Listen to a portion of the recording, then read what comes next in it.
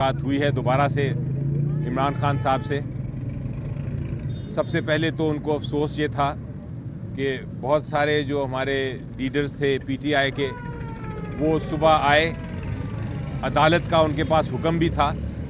लेकिन अदालत के हुक्म के बावजूद उनको अंदर जाके मुशावरत करने का मौका नहीं दिया गया। आपको पता है कि आजकल असेंबलीज़ में एमएनएज़ एमपीएज़ ने जाना है और वहाँ हुकूमत साजी की बात भी होनी है, वहाँ स्पीकर और जो बाकी ओहदे हैं उनके ऊपर भी बातचीत होनी है। तो ये बड़ा ज़रूरी है कि जो फाउंडिंग चेयरमैन है पीटीआई के, उनके साथ जो पॉलिटिकल लीडरशिप है मुख्तलिफ़ जगहों से आई हुई, उनसे मुलाकात हो। उसके बग़ैर ये जमहूरियत और ये पार्लियामेंट्री प्रोसेस नहीं चलेगा। एक बहुत अहम, आज बहुत ही अहम एक इन्फॉर्मेशन आपको देना चाहता हूं। जो इमरान खान साहब ने कहा है, उनकी तरफ से आज एक ख़त जारी होगा और वो ख़त जो है वो आईएमएफ को जारी किया जाएगा। आईएमएफ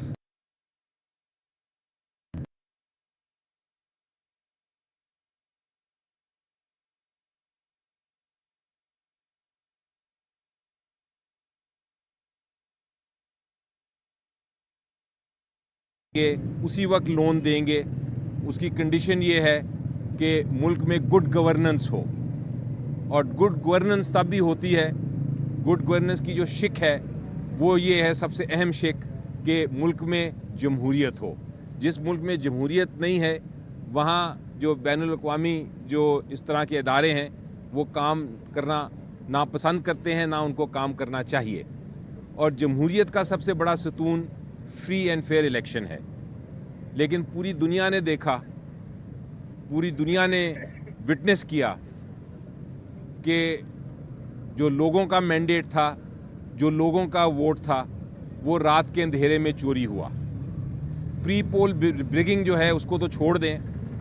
पोस्ट पोल रिगिंग जो रात को हुई, जिसमें जीते हुए कैंडिडेट्स हमारे जो थे उनको हराया गया, पीटीआई के कैंडिडेट्स को, और जो हारे हुए थे, बुरी तरह हारे हुए थे, उनको जिताया गया। तो ये जो चोरी था मैंडेट, उसमें जमहूरियत नहीं चल सकती। और अगर इलेक्शंस फ्री एंड फेयर नहीं हुए तो किसी भी अदारा जो है वो अगर अवाम के हक को जहाँ देखता है कि वाकई चोरी हुई है, वहाँ वो लोन उस मुल्क को नहीं दे सकता,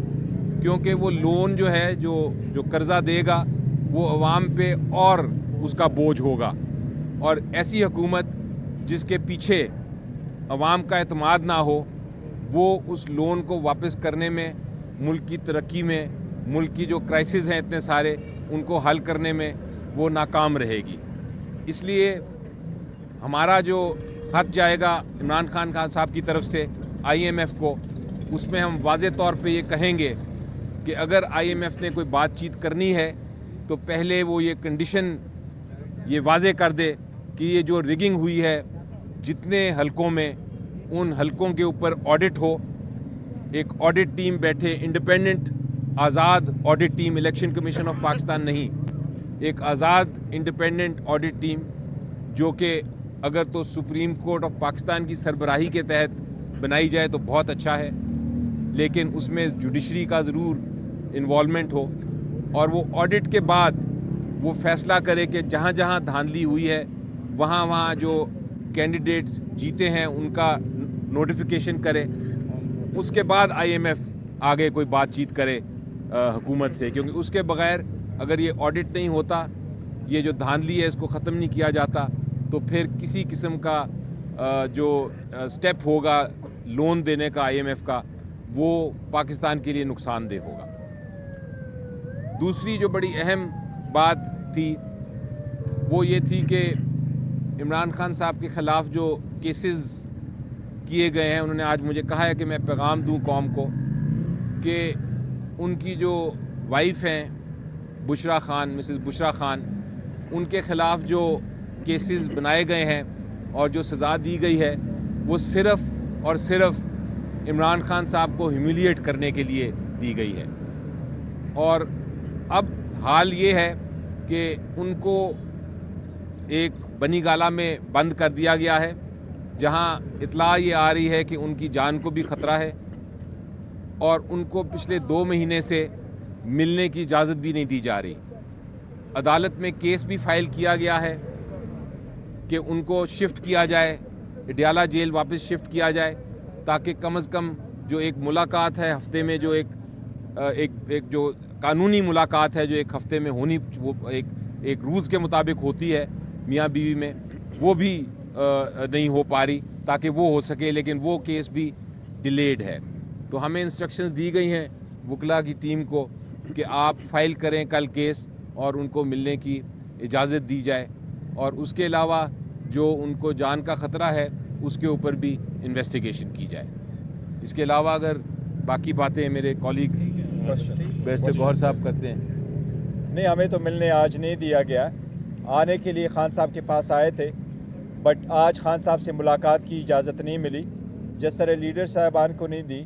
تو یہ ہمیں کہا گیا کہ 6 بندوں کی اجازت تھی، جو 6 آلریڈی جا چکے ہیں، تو وہ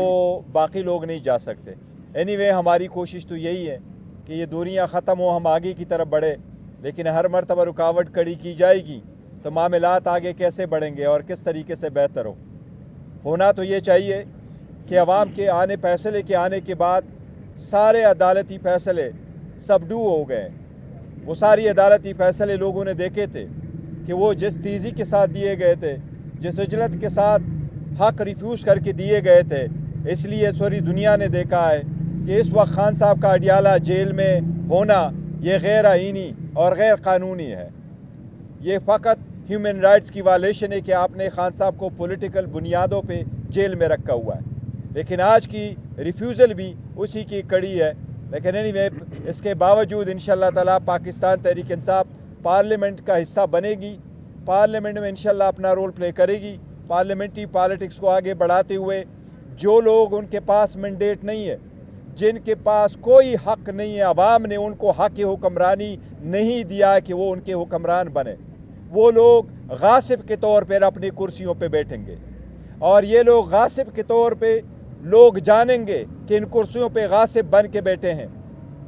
یہ پہلی مرتبہ ہے کہ وہ لوگ ان کرسیوں پہ بیٹھیں گے جن کے پاس عوام کا مینڈیٹ نہیں ہے۔ یہ اپنے آپ کو دیکھنا چاہے تو کسی بھی بازار میں جائے، اتوار بازار میں جائے، کسی جمعہ پڑھنے جائیں، اور یہ اگر کوئی جنازہ پڑھنے جائیں گے، عوام ان کو وزیر اعظم کا عہدہ نہیں دیں گے، عوام ان کو انشاءاللہ تعالیٰ چور اعظم کا خطاب دیں گے، اور انشاءاللہ عوام یہ چور اعظم کو سے حساب پھر بھی لیں گے۔ پی ٹی آئی پارلیمان کی بالادستی پہ یقین رکھتے ہوئے ہم انشاءاللہ تعالیٰ پارلیمانی سیاست میں رول پلے کریں گے انشاءاللہ تعالیٰ۔ ظفر صاحب یہ بتائیے گا، جس طرح آپ نے بتایا کہ بانی پی ٹی آئی جو ہے وہ اب IMF کو خط لکھنے جا رہی ہے، آپ خود ماشاءاللہ بڑے عقل مند انسان ہیں، بڑا ایکسپیرینس ہے آپ کے پاس، کیا آپ نے عمران خان کو بتایا نہیں کہ اس خط کے بعد پاکستان ایک بہت بڑی مشکل میں پھنس جائے گا؟ جی نہیں، دیکھیں میرا خیال ہے میں تو ان سے ایگری کرتا ہوں اس بات پہ، اور میں اس لیے ایگری کرتا ہوں کہ جب بھی آپ نے پہلی سٹیپ لینی ہے IMF کے ساتھ یا کسی بھی انسٹیٹیوشن کے ساتھ، تو آپ کو یہ دیکھنا ہے کہ کیا اس ملک میں جمہوریت ہے کہ نہیں۔ یہ جو کنڈیشن ہے کہ ایک آڈٹ ہونا چاہیے، اور آڈٹ کے بعد فیصلہ کیا جائے کہ کس کو کون جیتا کون ہارا اور الیکشن کا کیا رزلٹ ہے، جب تک وہ نہیں ہوگا تب تک ہماری جو ایک اللیجٹمیٹ، ایک غیر قانونی، غیر آئینی ایسی حکومت جس پہ لوگوں کا اعتماد نہ ہو، اس کے ساتھ کس طرح ڈیل کی جا سکتی ہے۔ تو میرا خیال ہے یہ کنڈیشن جو ہے یہ بڑی ایک ضروری کنڈیشن ہے۔ دیکھیں ایک چیز یاد رکھنا، پاکستان تحریک انصاف کبھی کوئی ایسی سٹیپ نہ لی ہے نہ لے گی جس سے پاکستان کی اکانومی کو نقصان ہو۔ ہم تو چاہتے ہیں کہ بہتری کی طرف ہو۔ پہلی بھی IMF کو یہ کہا تھا کہ آپ انشور کریں free and fair and transparent election ہو۔ یہ اس کے تناظر میں ہے کہ ہم نے پہلے بھی کہا ہے، دوبارہ بھی کہیں گے، جہاں سے بھی انفلوئنس ہو ہم نے یہی کہا ہے کہ یہ عوام کا مینڈیٹ ہے، پاکستان کا پروگرام کے بارے میں نہیں لکھا ہوا۔ ہم نے پہلے بھی وارن کیا تھا کہ اگر الیکشن فری فیئر ٹرانسپیرنٹ نہیں ہوں گے تو پاکستان کی اکانومی سفر ہوگی۔ یہ بات چوری کے پروسیس کو ہم تو روکنا چاہتے ہیں، یہ آگے نہ چلے۔ مینڈیٹ لیا اس کے بعد یہ مسئلہ آگے چلے گا۔